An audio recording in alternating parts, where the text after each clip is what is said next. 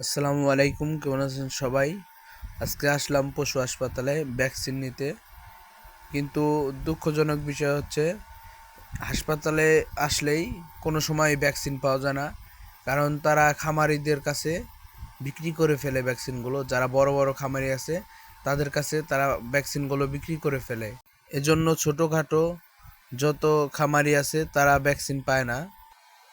পশু হাসপাতাল থেকে শুরু করে সব জায়গায় এখন সিন্ডিকেট হয়। এখানে যে অফিসারটা আছে এ আর কি অন্য অন্য খামারিকে আমার সামনেই ভ্যাকসিন দিছে, যারা বড় বড় খামারি, কিন্তু সে আমাকে ভ্যাকসিন দেয়নি।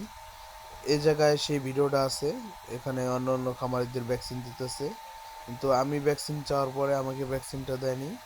জিজ্ঞেস করছে যে আমার কতগুলো মুরগি আছে, হাঁস আছে, এগুলো জিজ্ঞেস করার পরে আমি ছোট খামারি দেখে আর কি আমাকে সে ভ্যাকসিন দেয়নি। এই যে হচ্ছে সেই ভিডিওটা, এখানে সে ভ্যাকসিন বাইর করে ফেলছে, এরপরও সে আমাকে ভ্যাকসিন দেয়নি।